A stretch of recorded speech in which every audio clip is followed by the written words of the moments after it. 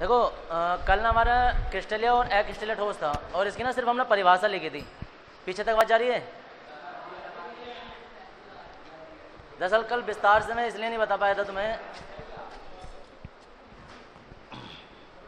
और भी हमारे पास कोई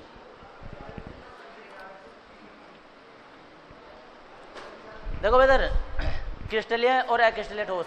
ठोस जो है वो दो प्रकार के होते हैं, और एक होते हैं क्रिस्टल और एक होते हैं एक्रिस्टल। क्रिस्टल के उदाहरण लिखवाए होंगे तुम्हें शायद, चीनी, यूरिया और नमक वगैरह।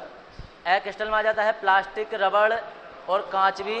हाँ, कांच भी एक्रिस्टलीय ठोस ही होता है। ठीक है, अब बात आ जाती है कि इन हम पहचानेंगे कैसे। ठीक है, तो देखो सबसे सिंपल से तरीका ये होता है कि क्रिस्टलीय ठोस को फर्मे की जरूरत नहीं होती है। फर्मे का मतलब ये होता है कि अगर हम उन्हें ठोस अवस्था में लेकर आएंगे तो वो बिना किसी फर्मे के उसी अवस्था में आएंगे जिस अवस्था में वो रियल में होते हैं। चाहे हम उसे यहाँ जमा लें, चाहे उसे कहीं दिल्ली में ले जाकर जमाओ, पहाड़ों पर ले जाकर जमाओ, या अमेरिका में ले जाकर जमाओ, वो उसी क्रिस्टल में जमेंगे जैसे वो रियल में जमते हैं। मतलब बदलाव नहीं होगा। हाँ, जैसे कि तुमने देखी कि चीनी चाहे अपने यहाँ की हो या किसी दूसरे के यहाँ की हो या किसी पड़ोसी के यहाँ की भी हो, कहीं की भी हो, सबकी चीनी एक सी होती है। और हाँ, अब बहुतों के दिमाग में आएगा कि यार मोटी पतली हो सकती है। देखो उधर मोटी पतली से मतलब नहीं है। चीनी को अगर हम तोड़ते रहें तो उसका सबसे छोटा कण जो बचेगा ना, सबसे छोटा कण जो बचेगा वो क्रिस्टल होगा, और हर एक चीनी का उसी तरीके का क्रिस्टल बनेगा। ऐसे नमक का भी होगा। नमक को अगर जब हम तोड़ते रहेंगे तो छोटे से छोटा क्रिस्टल उसका ऐसा बनेगा कि दुनिया में जैसे जितने भी नमक होंगे सबका क्रिस्टल ऐसे ही बनेगा।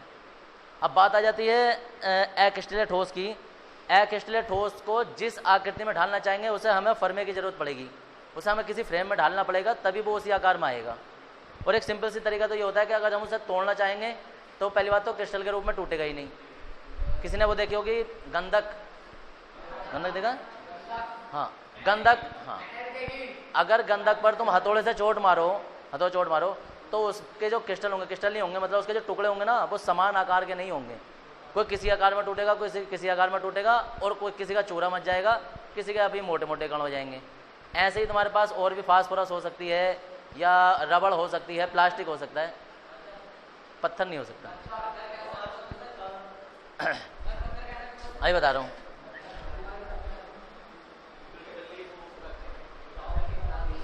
देखो मैं बताता हूँ, पत्थर जो है ना सहसंयोजक ठोस होता है। सहसंयोजक ठोस का मतलब होता है वो एक क्वार्ट्ज क्रिस्टल होता है। क्वार्ट्ज क्रिस्टल के अणु जो होते हैं ना वो सहसंयोजक बंध द्वारा जुड़े होते हैं। होता वो भी ठोस ही है, लेकिन हम उसे कहें क्रिस्टलीय ठोस तो क्रिस्टल के रूप में बढ़ सकता है, लेकिन अलग अलग पत्थरों की क्वालिटी अलग अलग होती है।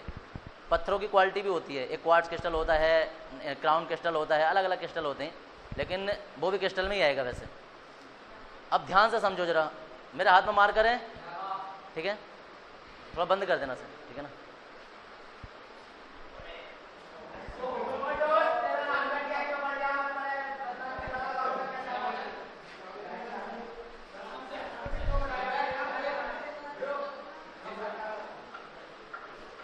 बैठ जाए। देखो इधर मेरे हाथ में मार्कर है। अरे सुनो इधर, अगर ये मार्कर प्लास्टिक का ना हो, अभी तो फिलहाल प्लास्टिक का है, इसे हम आकार में ढालना चाहेंगे ढल जाएंगे। सोचो ये कुछ लोहे वगैरह का हो, ठीक है ना, तो एक क्रिस्टलीय ठोस में आ जाएगा। ठीक, हमेशा दबाएंगे, दबना नहीं है। अगर पहली बात तो प्लास्टिक है तो घूम फिर के हमेशा गर्म करना चाहेंगे ना तो पिघला के वो किसी भी आकार में बदल जाएगा। ठीक है, और हमारे पास कोई ठोस चीज़ है, कोई भी लोहे की कोई भी चीज़ उठा लो, क्या उठा सकते हैं?